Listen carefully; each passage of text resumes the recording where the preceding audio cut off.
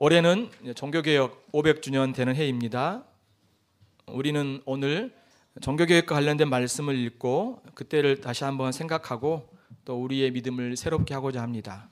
로마서 1장 17절 말씀은 루터가 종교개혁을 일으키기 전에 아우구스티누스 수도원에서 성경을 연구하는 가운데 재발견한 말씀입니다. 이 구절은 로마서의 핵심 구절이죠.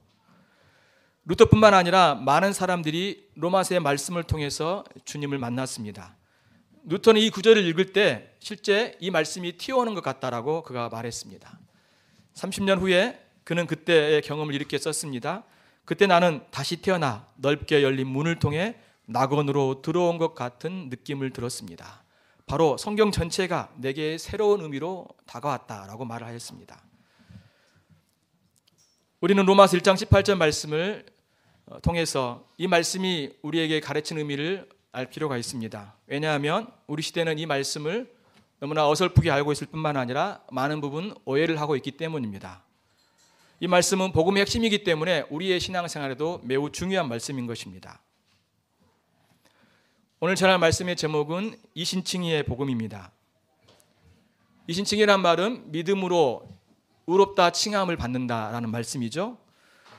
이 말씀의 주제를 가지고 두 가지 요점으로 살펴보겠습니다. 첫째, 복음에 나타난 하나님의 의.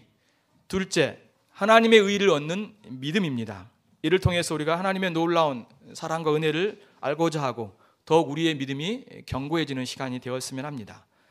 먼저 복음에 나타난 하나님의 의입니다. 여러분, 복음이 뭘까요?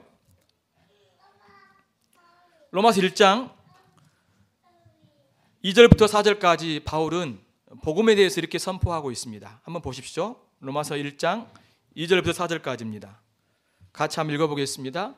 이 복음은 하나님이 선지자들을 통하여 그의 아들에 관하여 성경에 미리 약속하신 것이라.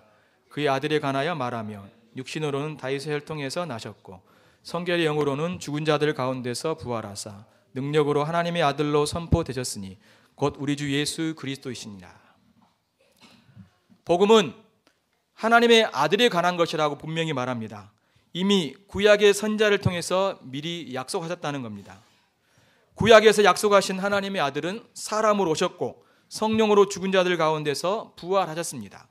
그의 부활로 그가 하나님의 아들이심을 선포하셨죠. 그는 처음부터 하나님의 아들이셨지만 부활을 통해서 그가 하나님의 아들됨을 사람들 앞에 이제 알리시고 입증한 겁니다. 그가 누구이십니까? 하나님의 아들 우리 주 예수 그리스도이십니다. 복음이 무엇이라고요? 복음이 누구라고요? 예수 그리스도가 바로 복음이라는 것입니다. 복음은 말 그대로 기쁜 소식이죠. 그렇다면 예수 그리스도가 바로 우리에게는 기쁜 소식인 것입니다. 바울은 복음을 증거하면서 바로 그리스도가 하신 사역과 또 그분이 어떤 분이신지를 우리에게 증거하고 있습니다. 그래서 복음은 예수 그리스도의 인격과 그분의 사역인 것입니다. 우리는 이것을 참으로 복음으로 여기고 기뻐하고 감격할 수 있어야 될 것입니다. 또한 바울은요, 고린도전서 12장 2절부터 4절에서 또한 복음에 대한 이야기를 합니다. 제가 읽어보겠습니다. 너희가 만일 내가 전한 말을 그 말을 굳게 지키고 헛되이 믿지 아니하였으면 그로 말미암아 구원을 받으리라. 내가 받은 것을 먼저 너희에게 전하였노니 이는 성경대로 그리스도께서 우리 죄를 위하여 죽으시고 장사 지낸 바 되셨다가 성경대로 사흘 만에 다시 살아나셨다라고 말씀합니다. 바울이 전한 말이 뭘까요? 그냥 자신의 생각을 말할까요? 아닙니다. 복음입니다. 복음을 굳게 지키고 헛되이 믿지 아니하면 이 복음으로 말미암아 구원을 받을 거라고 말하고 있습니다. 무엇을 통해서 구원을 받습니까? 복음을 믿음으로 구원을 받는다라고 말해주고 있습니다. 여러분은 복음을 굳게 지키고 확실히 믿고 있습니까? 바울은 이것을 우리에게 말한 이유가 뭘까요? 복음을 알고 있는 그들에게 다시 한번 이것을 전하는 이유가 뭘까요? 그것은 바로 우리의 연약함 때문에 그렇습니다. 우리는 복음에서 쉽게 떠날 수 있습니다. 여기에서도 바울은 다시 한번 복음이 뭔지를 증거합니다. 성경대로 그리스도께서 우리 죄를 위하여 죽으시고 장사 지낸 바 되셨다가 성경대로 사흘 만에 다시 살아나셨다라고 말씀해 주고 있습니다. 복음은 바로 예수 그리스도이십니다. 그분의 사역일 바로 복음인 걸 우리에게 증거해 주고 있죠. 자, 로마서로 돌아가 보면요. 자, 그러면 복음에 무엇이 나타났습니까?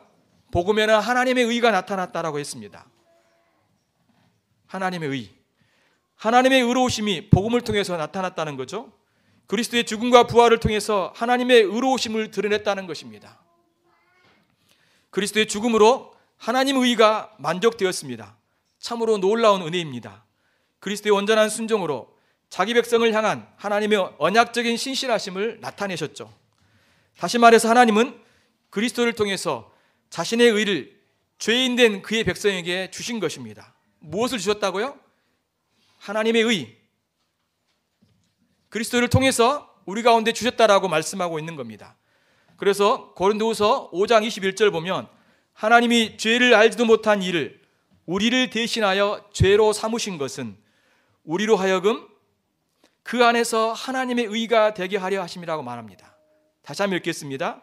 하나님이 죄를 알지도 못한 이를 우리를 대신하여 죄로 삼으신 것은 우리로 하여금 그 안에서 그리스도 안에서 하나님의 의가 되게 하려 하심이라고 말하고 있습니다.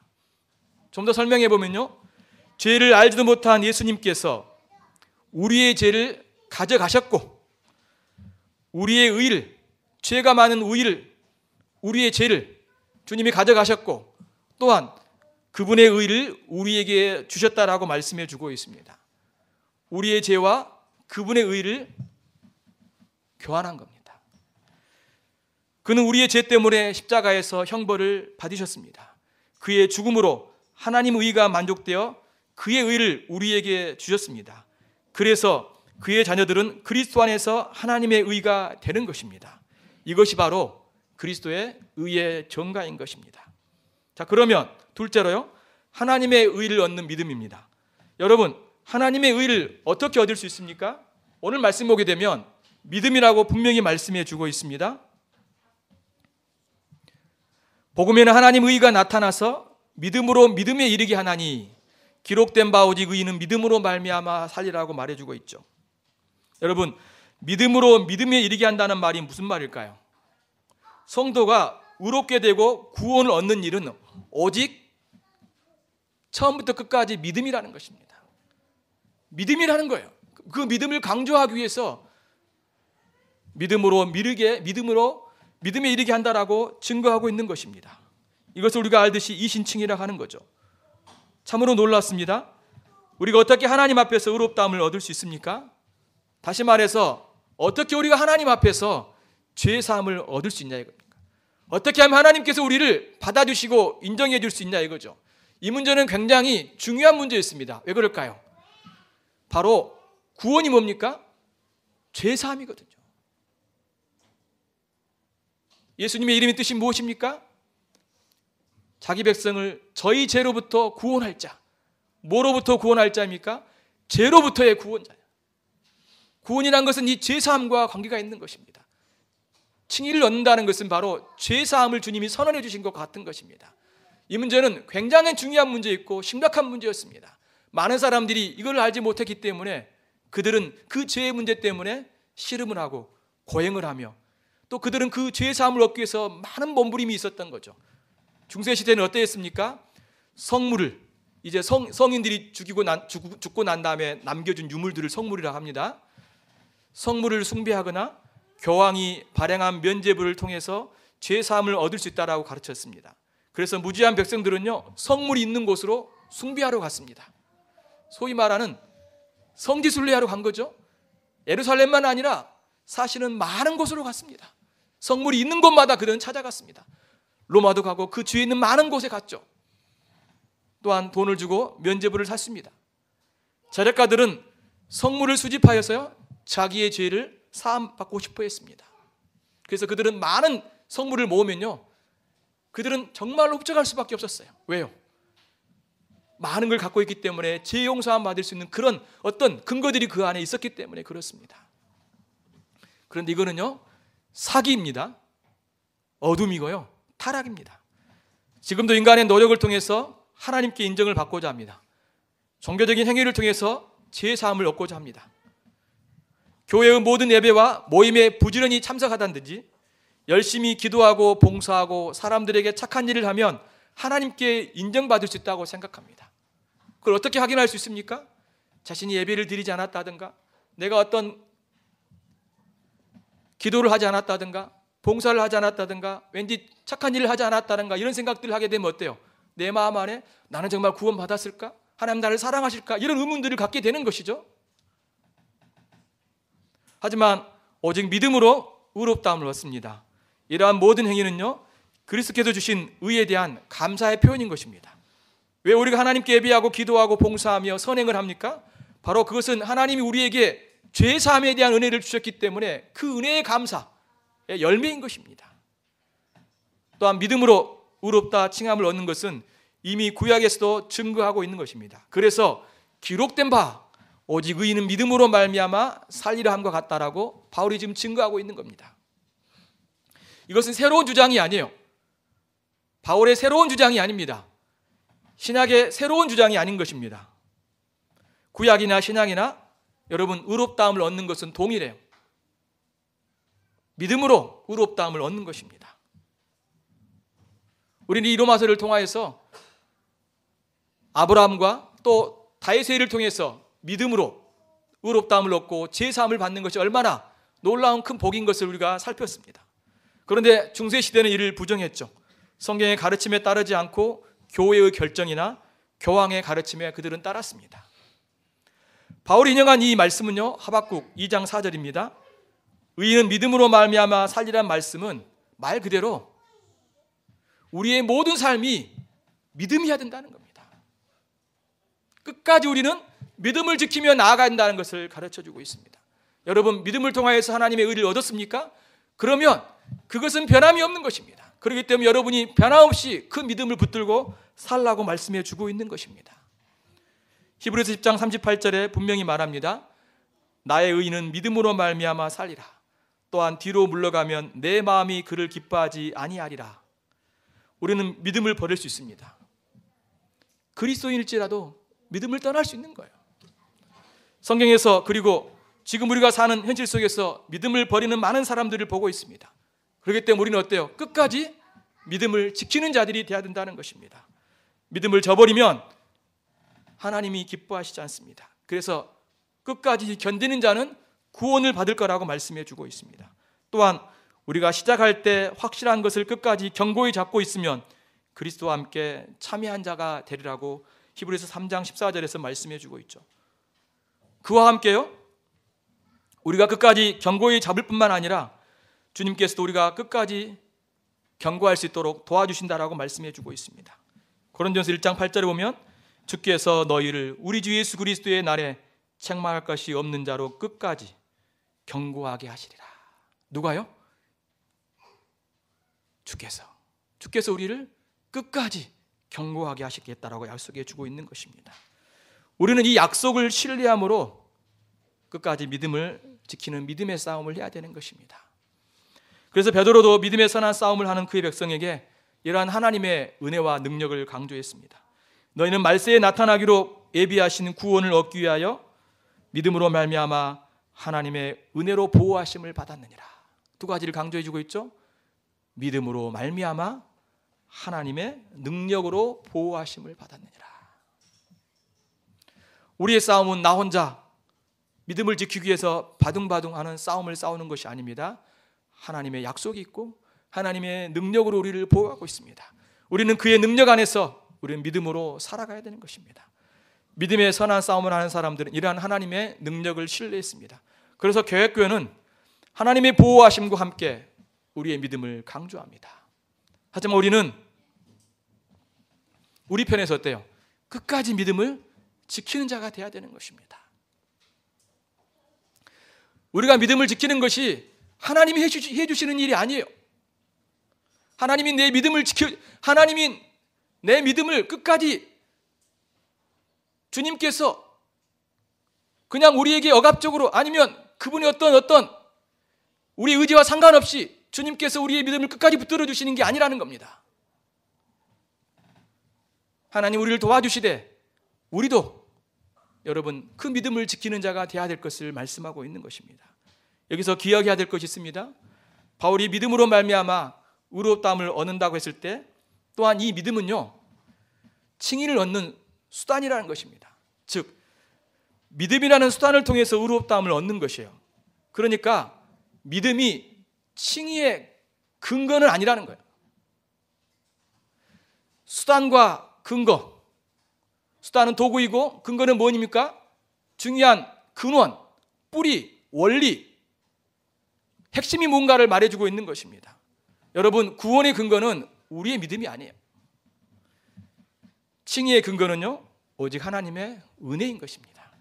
하나님의 사랑이고 그리스도의 십자가의 죽음, 그리스도의 구속 사건인 것입니다.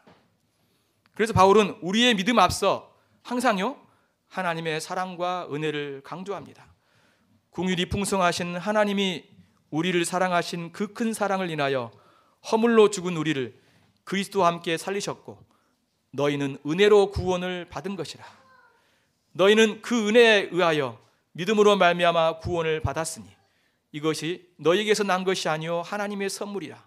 행위에서 난 것이 아니니 이는 누구든지 자랑하지 못하게 함이라고 말씀하고 있습니다. 에베소 2장의 말씀이죠. 여러분, 믿음으로 구원을 얻는 것은 하나님의 선물입니다. 우리 믿음도요, 주님께서 은혜로 주신 것입니다. 내가 믿어서 여기까지 온 것이 나의 힘으로 되었다라고 주장할 수 없는 것입니다. 그래서 분명히 빌립보서 1장 29절에 보게 되면 그리스도를 위하여 너희에게 은혜를 주신 것은 다만 그를 믿을 뿐 아니라, 다시 한번 읽겠습니다. 그리스도를 위하여 너희에게 은혜를 주신 것은 다만 믿을 뿐만 아니라. 그러니까 이 말이 무슨 말입니까? 이 믿는 것이 주님이 은혜를 주셨기 때문에 우리가 믿었다라고 말씀해 주고 있는 것입니다. 바울은 그리스도를 믿는 것이 하나님의 은혜라고 말합니다. 그래서 바울은 나의 나된 것은 오로지 하나님의 은혜라고 말해주고 있습니다. 여러분 안에 믿음이 있습니까? 은혜입니다. 은혜예요, 은혜. 여러분 가지고 있는 그 믿음을 어때요? 혹시나 교만하지 않습니까? 나는 이 정도 믿음이 있다. 내가 이러한 믿음이 있기 때문에 여기까지 올라왔다. 아니요. 그건 여러분 하나님의 은혜로 된 것입니다. 오히려 믿음이 있다는 것은 우리가 하나님의 그 은혜에 감사하는 자가 되어야 돼요. 하나님을 예배할 수 있는 것, 성경을 읽을 수 있고 그 주님의 말씀에 따라 살아가는 이러한 것이 얼마나 큰 은혜인지 여러분이 아셔야 돼요. 여기에 여러분이 나와서 주님을 섬기는 것이 저와 우리 모두가 하나님의 은혜 가운데 있는 거예요. 이 놀라운 은혜를 여러분들이 헛되이 여기지 않으셔야 됩니다. 모든 것이 하나님의 은혜인 것입니다. 중세시대는 어땠습니까? 이것에서 이탈했죠? 그들은 하나님 은혜를 강조하지 않았습니다. 심지어 믿음도 강조하지 않았어요. 무엇을 강조했을까요? 선행. 그렇죠? 인간의 공로를 강조했습니다. 그럴 때 하나님께서 그걸 보시고 주께서 은혜를 베푸셔서 우리를 구원하신다라고 말을 합니다. 참으로 그것은 어리석은 것입니다. 한 이야기를 들겠습니다. 아직은 무명이던 루터가 영혼의 안식을 갈구하고 있던 무렵 1512년입니다. 프랑스의 종교개혁자 르페브르가 있었습니다. 여러분 1517년이 이제 종교개혁이 시작했지만 사실 그 이전부터 프랑스에서는 한 종교개혁자가 있었습니다. 사실 9년 전부터 프랑스 안에는 이런 종교개혁의 조짐이 보였습니다. 그래서 어떤 분은 최초의 종교개혁자가 바로 이런 르페브르라고 말하기도 합니다.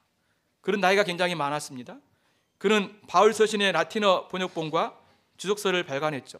또한 그는 나중에 신약 성경을 프랑스어로 번역하여 일반 민중들에게 스스로 읽을 수 있도록 해 주었습니다. 르페브르의 제자 중 한 사람이 누구였냐면 파렐이었습니다. 파렐이 누굽니까? 그렇죠. 칼빈을 제네바로 이끌었던, 제네바에서 바로 스위스를 종교개혁을 이끌도록 바로 힘썼던 그 사람이 바로 파렐이었습니다. 이 파렐이 바로 이 르페브르의 제자였던 것입니다. 그 노교수는요, 파렐에게 이렇게 말했습니다. 모든 것이 은혜일 뿐이네. 엄청난 거죠? 파렐은 이것을 깨닫고 참으로 주님을 더 신뢰하게 되었죠. 또한 이 르페브르는요, 젊은 파렐에게 이렇게 말했다고 합니다. 하나님께서 장차 세상을 개혁하실 텐데 자네는 살아서 그것을 보게 될 걸세 라고 이야기했다고 합니다. 하나님의 사람들은요, 구원이 하나님의 은혜라는 것을 분명히 합니다. 그래서 우리는요, 믿음을 자랑할 수 없습니다. 성경에서 믿음을 자랑하라는 말은 없어요. 하나님을 자랑하라, 그리스도를 자랑하라 말은 있죠. 오직 우리는요, 하나님 은혜만을 자랑해야 됩니다. 우리의 믿음은 우리가 자랑하는 것이 아니에요. 하나님께서 칭찬하시는 겁니다. 예수님은 한 백부장을 칭찬하셨죠.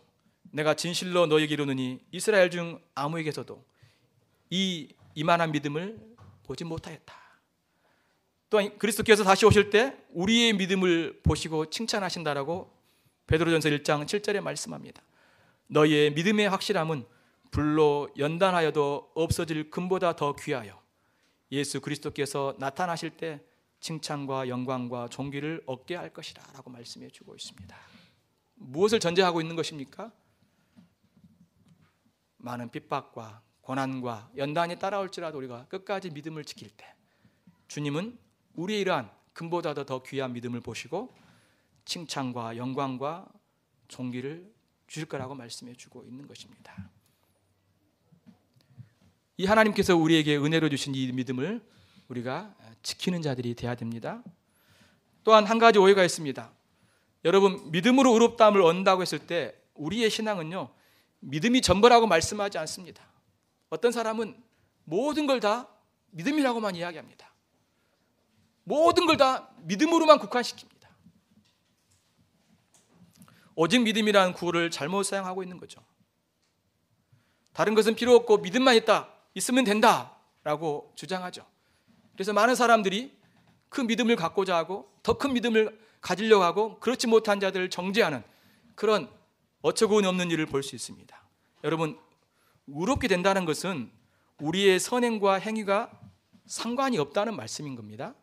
그러니까 칭의는 우리가 의롭게 된다는 것은 선행이 배제된다는 걸 말해주고 있는 거예요.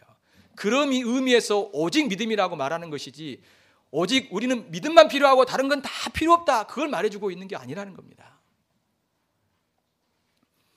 믿음도 가지셔야 되고요, 여러분들이 가져야 할 것도 많이 있습니다. 여러분, 소망을 품으십시오. 사랑하기를 힘쓰십시오. 착한 일을 하십시오. 지혜로운 삶을 사시기 바랍니다. 우리는 하나님의 말씀을 믿고 소망을 품고 살아가야 되고 하나님의 말씀에 따라서 우리가 하나님의 성품을 닮아서 이웃을 사랑하기를 힘써야 됩니다. 우리는 하나님께서 주신 믿음의 선물을 가지고 믿음의 열매인 선행을 드러내야 됩니다. 하나님 말씀에 순종하고 그분께 영광을 드러내야 되는 거죠. 우리는 하나님을 참으로 사랑하고 또 하나님이 주신 이 말씀인 이 지혜를 가지고 세상 속에서 지혜로운 자로 살아가야 될 것입니다.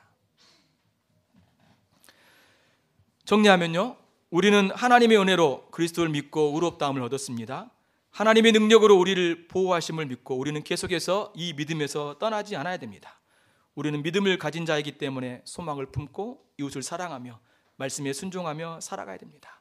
하나님의 거룩하심을 닮아가며 하나님의 영광을 위해서 살아가야 되는 것입니다. 사랑하는 성도 여러분, 로마서 1장 17절 이 말씀의 강조점은 어디에 있을까요? 바로 우리에게 믿음을 강조하고 있습니다. 오직 믿음으로 하나님의 의를 얻습니다. 그 어떤 것도 이 칭의에 개입될 수 없습니다. 반대의 주장은요, 하나님의 은혜를 헛되게 하고 그리스도의 죽음을 헛되게 합니다. 따라서 우리는 항상 나를 사랑하시고 나를 위하여 보내신 하나님의 아들 예수 그리스도를 믿는 믿음 안에 살아가야 되는 것입니다.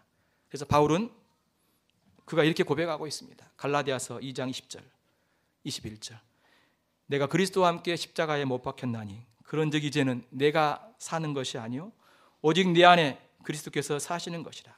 이제 내가 육체 가운데 사는 것은 나를 사랑하사 나를 위하여 자기 자신을 버리신 하나님의 아들을 믿는 믿음 안에 사는 것이라. 내가 하나님의 은혜를 패하지 아니하노니 만일 의롭게 되는 것이 율법으로 말미암으면 그리스도께서 헛되이 죽으셨다라고 말씀하고 있습니다. 사랑하는 성도 여러분, 이 이신치기의 복음을 여러분이 분명히 기억하시고 바르게 이해하시고 또 오해 없이 사시면서 참으로 감사하고 또 그 믿음의 열매를 여러분들이 성령을 의지하시면서 맺고 그래서 하나님을 온전히 섬기고 이 놀라운 구원의 기쁨을 감사하며 찬양하며 살아가는 여러분의 삶이 되시기를 바랍니다.